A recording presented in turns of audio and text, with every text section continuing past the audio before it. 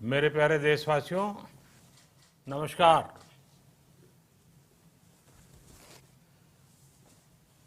Corona वैश्विक महामारी के खिलाफ लड़ते लड़ते अब हम अनलॉक 2 में प्रवेश कर रहे हैं और हम उस मौसम में भी प्रवेश कर रहे हैं जहां सर्दी, जुकाम, खांसी, बुखार, ये सारे न जाने क्या क्या होता है, ये मामले बढ़ जाते हैं। ऐसे में मेरी आप सभी देशवासियों से प्रार्थना है कि ऐसे समय अपना ध्यान रखिए। साथियों, ये बात सही है कि अगर कोरोना से होने वाली मृत्यु दर को देखें तो दुनिया के अनेक देशों की तुलना में भारत संभली हुई स्थिति में है। समय पर किए गए लॉकडाउन और अन्य फैसलों ने भारत में लाखों लोगों का जीवन बचाया है, लेकिन हम ये भी देख रहे हैं कि जब से देश में अनलॉक 1 हुआ है, व्यक्तिगत और सामाजिक व्यवहार में लापरवाही जरा बढ़ती ही चली जा रही है। पहले हम मास्क को लेकर, 2 गज की दूरी को लेकर 20 सेकंड तक दिन में कई बार हाथ धोने को लेकर बहुत सतर्क थे, लेकिन आज जब हमें ज्यादा सतर्कता की जरूरत है तो लापरवाही बढ़ना बहुत ही चिंता का कारण है। साथियों, लॉकडाउन के दौरान बहुत गंभीरता से नियमों का पालन किया गया था।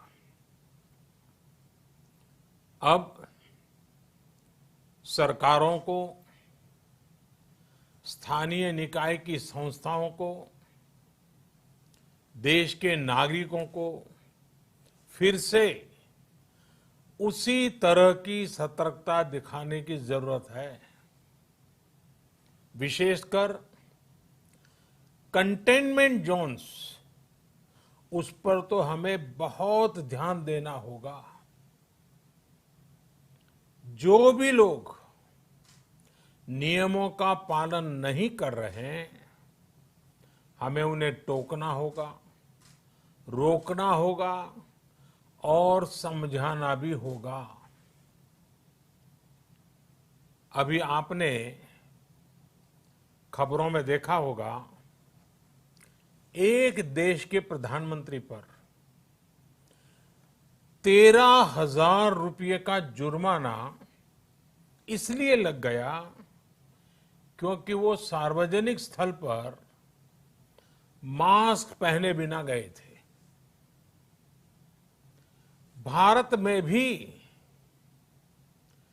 स्थानीय प्रशासन को इसी चुस्ती से काम करना चाहिए। ये 130 करोड़ देशवासियों के जीवन की रक्षा करने का अभियान है। भारत में गांव का प्रधान हो या देश का प्रधानमंत्री, कोई भी नियमों से ऊपर नहीं है। साथियों, लॉकडाउन के दौरान देश की सर्वोच्च प्राथमिकता रही ऐसी स्थिति न आए कि किसी गरीब के घर में चूल्हा न जले।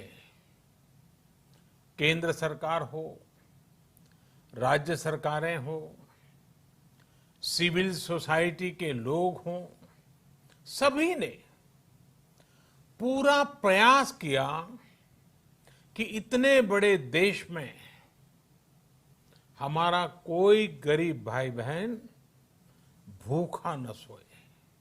देश हो या व्यक्ति,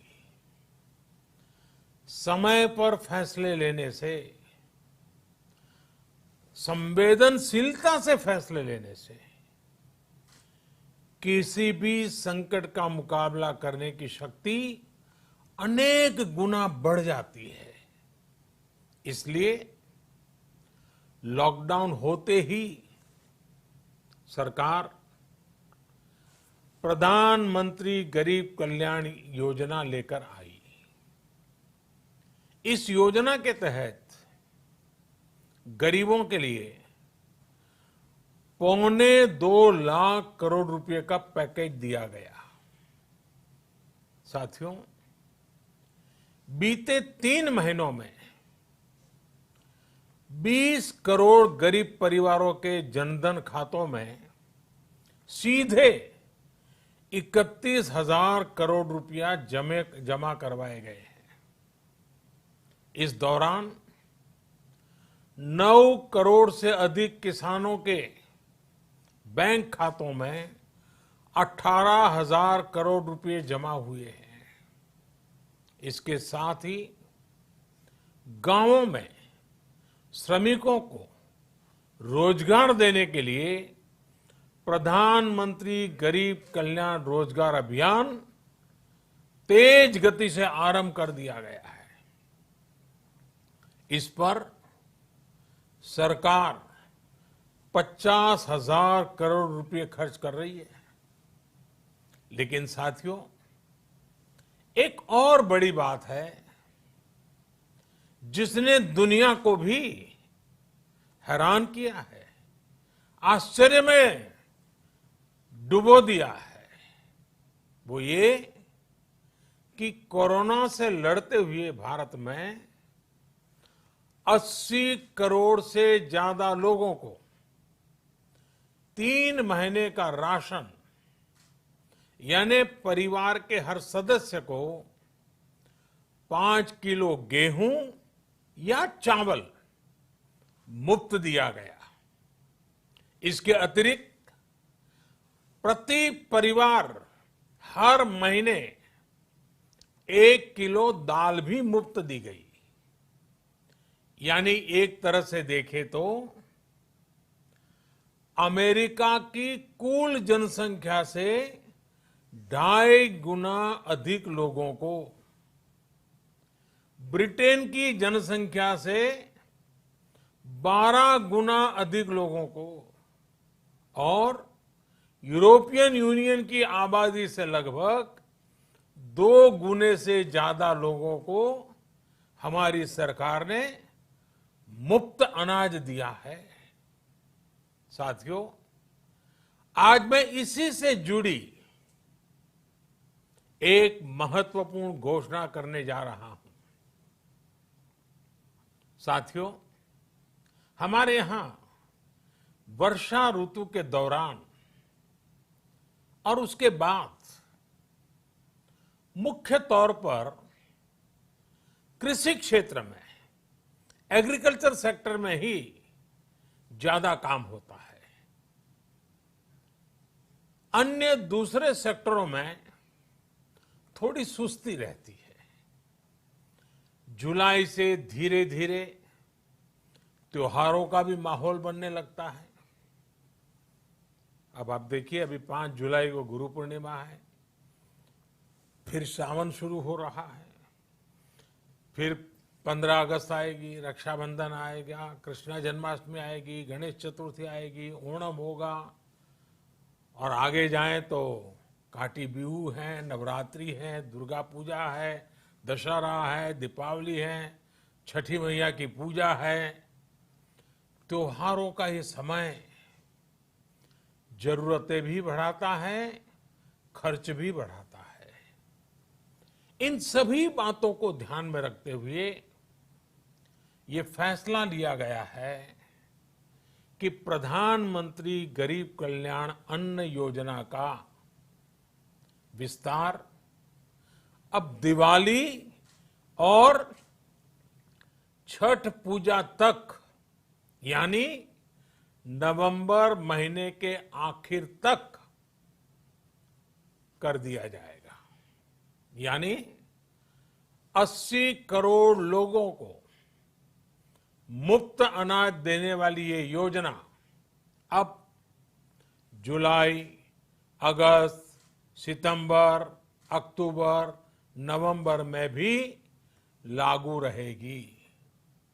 सरकार द्वारा इन 5 महीनों के लिए 80 करोड़ से ज्यादा गरीब भाई बहनों को हर महीने परिवार के हर सदस्य को 5 किलो गेहूं या 5 किलो चावल मुफ्त मुहैया कराया जाएगा। और साथ ही प्रत्येक परिवार को हर महीने 1 किलो चना भी मुफ्त दिया जाएगा। साथियों, प्रधानमंत्री गरीब कल्याण अन्न योजना के इस विस्तार में